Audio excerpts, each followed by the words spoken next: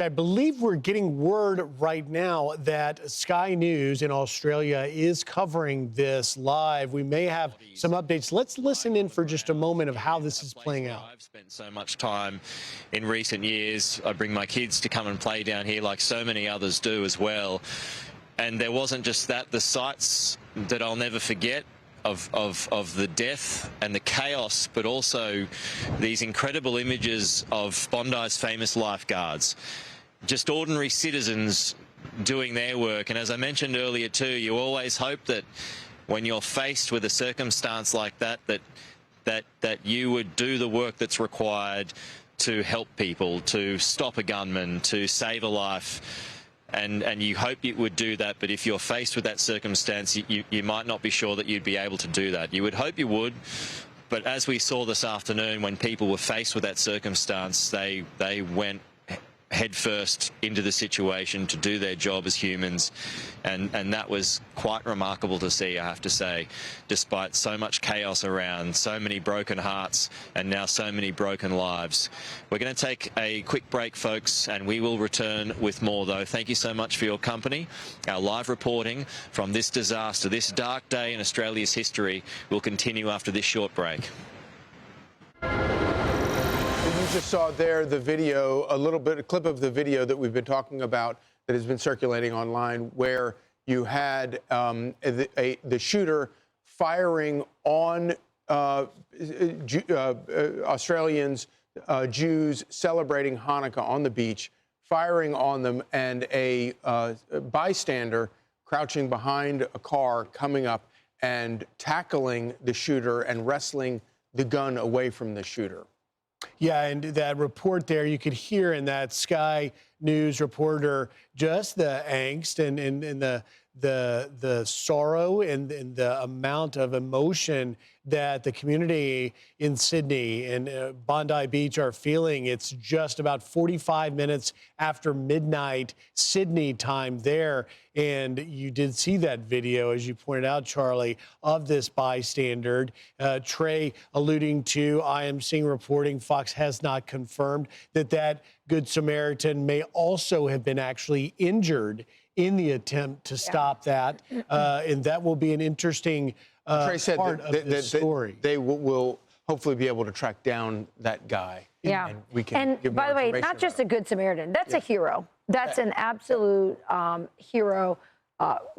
Tackling the guy with the gun, the terrorist with the gun, wrestling the gun away, and then attempting to shoot at him. Although it appears he had escaped and then was captured after. And this right is here, coordinated. I mean, you had two guys. You had two men who we presume, as our last guest, Mary Eisen, said, came in a car and possibly had other weapons in the car. And the footage we were just showing shows that pedestrian walkway that appears to go between over to that busy highway that our witness said that people had to flee across to get out of the line of fire. And that bridge, that elevated bridge right there, is where one of the suspects was firing from, and then the other one had gone down, was on a grassy area along the beach, and that's where he got tackled.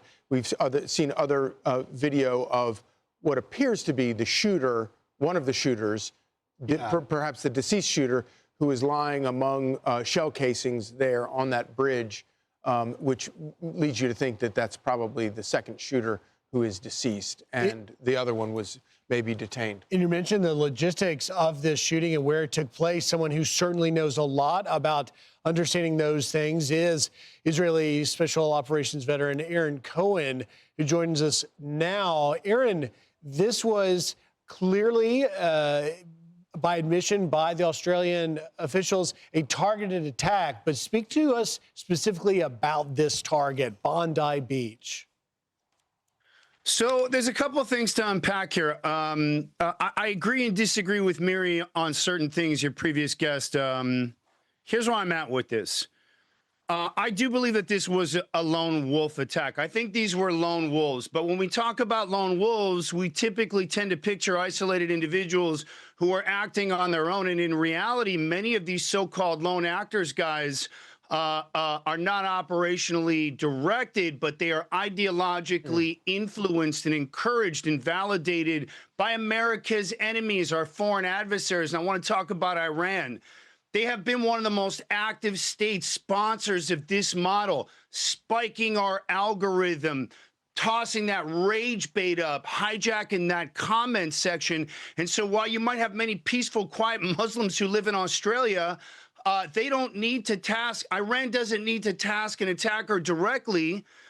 They just need to hand someone a weapon in that ideology and allow them to believe that it's okay to attack Jews on Hanukkah. And so I believe that Iran is seeding this propaganda, amplifying the anti-Semitic narratives to glorify this violence and create that digital ecosystem where unstable and aggrieved individuals like these two shooters are nudged towards that action, and that's recruitment.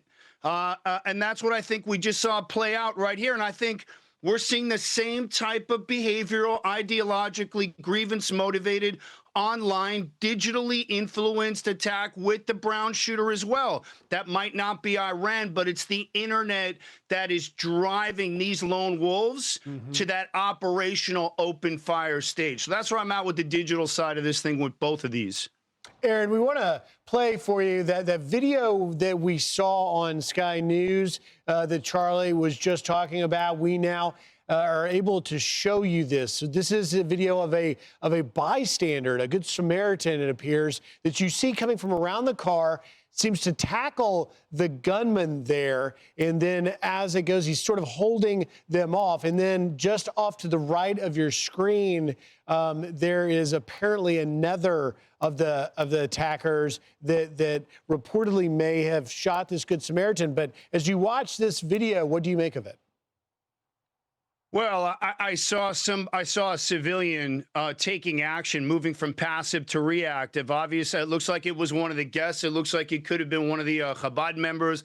I can't tell if he's got tzitzi or tatelim or if he's a member of that particular gathering for Hanukkah at the beach there. But he moved into action. He's not reacting. He's not waiting. You know, when you've got two forces and one person is more aggressive. First of all, you had the element of surprise. Came up around that vehicle, got on the individual, was able to strip the weapon away, may have some training, may not, but pushing action and being aggressive is the only way to deal with somebody who's actively engaging and firing a weapon. He took great risk to himself, didn't have to. That individual is a hero and needs to be applauded and saved who knows how many dozens of lives because of what he did.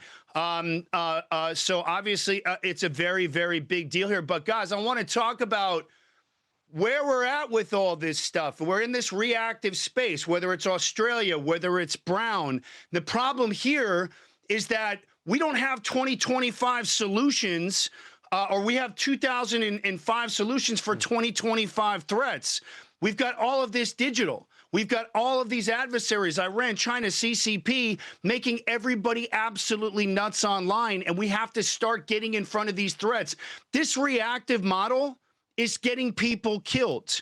The only way to get in front of these threats, 80% of these attackers leak online. The only way to get in front of these threats is to make sure that law enforcement is getting this intelligence upstream. And so we need to be looking at models like Gideon, my platform, so we can get law enforcement that pre-attack. Guys, every one of these attackers leak online.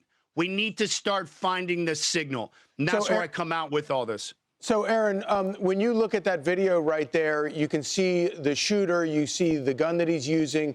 Obviously, Australia has had one of the most aggressive programs in the world for confiscating weapons from civilians, from regular citizens.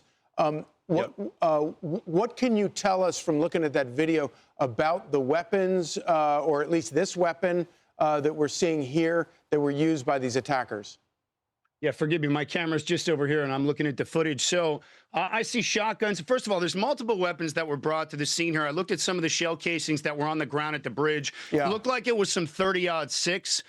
I saw some shotgun shells, some 12-gauge casings. There was multiple weapons that were brought. There were also ammo dump pouches that were brought so that these guys could keep firing and reloaded. And it sounds like there was 50 or 60 shots that were taken. This was premeditative. These guys were taking their time. They were there to murder.